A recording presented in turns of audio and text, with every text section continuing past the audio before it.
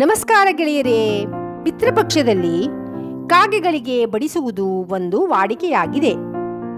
ಇಲ್ಲಿ ಕುತೂಹಲವಾದ ವಿಷಯವೇನೆಂದರೆ, ಪಿತೃಪಕ್ಷದಲ್ಲೇ ಕಾಗೆಗೆ ಯಾಕೆ ಅನ್ನವನ್ನು ಇಡಬೇಕು, ಹಾಗೂ ಇಷ್ಟು ಪಕ್ಷಿಗಳನ್ನು ಬಿಟ್ಟು ಕಾಗೆಯೊಂದಕ್ಕೆ ಮಾತ್ರ ಯಾಕೆ ನಾವು ಬಡಿಸಬೇಕು ಎಂದು ಇದರ ಹಿಂದಿರುವ ಕಥೆಯನ್ನು ರಾಮಾಯಣದ ಉತ್ತರಕಾಂಡದಲ್ಲಿ ಉಲ್ಲೇಖಿಸಲಾಗಿದೆ.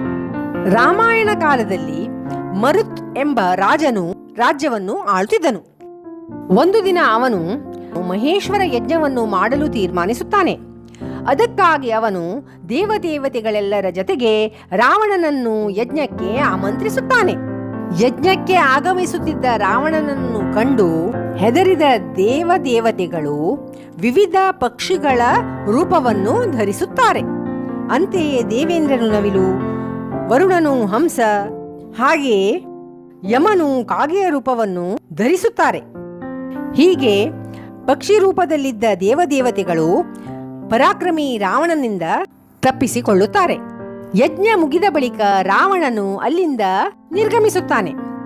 ಅವನು ಹೋದ ಬಳಿಕ ಈ ಪಕ್ಷಿ ರೂಪ ಧರಿಸಿದ ದೇವದೇವತೆಗಳು ತಮ್ಮ ನಿಜ ರೂಪ ಧಾರಣ ಮಾಡಿ ಯಾವ ಯಾವ ಪಕ್ಷಿಗಳ ರೂಪವನ್ನು ಧರಿಸಿದ್ದರೋ ಆ ಪಕ್ಷಿಗಳಿಗೆ ವರವನ್ನು ಅನುಗ್ರಹಿಸುತ್ತಾರೆ.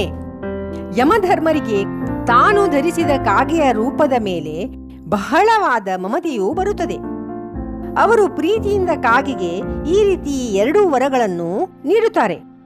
ಅವುಗಳಲ್ಲಿ ಮೊದಲನೆಯದು, ಸಾಯುವುದು ಸಾಮಾನ್ಯ, ಆದರೆ ಯಾವುದೇ ರೋಗ ರುಜಿನಗಳಿಂದ ಬಳಲದೆ ಸಹಜವಾಗಿ ಸಾವನ್ನು ಅಪ್ಪಬೇಕು. ಎರಡನೆಯದಾಗಿ, ಪಿತೃಪಕ್ಷದಲ್ಲಿ ಯಾರು ತಮ್ಮ ಪಿತೃಗಳ ಹೆಸರಿನಲ್ಲಿ ಶ್ರಾದ್ದಾದಿಗಳನ್ನು ಮಾಡಿ ನಿನಗೆ ಬಡಿಸುತ್ತಾರೋ ಅದು ನಿನ್ನ ಹೊಟ್ಟೆಯು ತುಂಬುವುದಲ್ಲದೆ ಆ ಮೂಲಕ ಅವರ ಪಿತೃಗಳಿಗೂ ಸಿಗುವಂತಾಗಲಿ, ಹಾಗೂ ಅವರು ತೃಪ್ತಿಯಿಂದ ಅವರನ್ನು ಆಶೀರ್ವದಿಸಲಿ. ಈ ರೀತಿ ಪಿತೃಪಕ್ಷದಲ್ಲಿ ನಾವು ಕಾಗೆಗೆ ಬಡಿಸುವುದರಿಂದ ಅದಕ್ಕೂ ಆ ಮೂಲಕ ಪಿತೃಗಳಿಗೂ ಅನ್ನ ನೀರು ಸಿಗುವಂತೆ ಆಗುತ್ತದೆ. ಹೀಗೆ ಪಿತೃಪಕ್ಷದಲ್ಲಿ ನಾವು ಕಾಗೆಗೆ ಯಾಕೆ ಬಡಿಸಬೇಕು ಎಂದು ವಿವರಿಸಿದ್ದೇನೆ.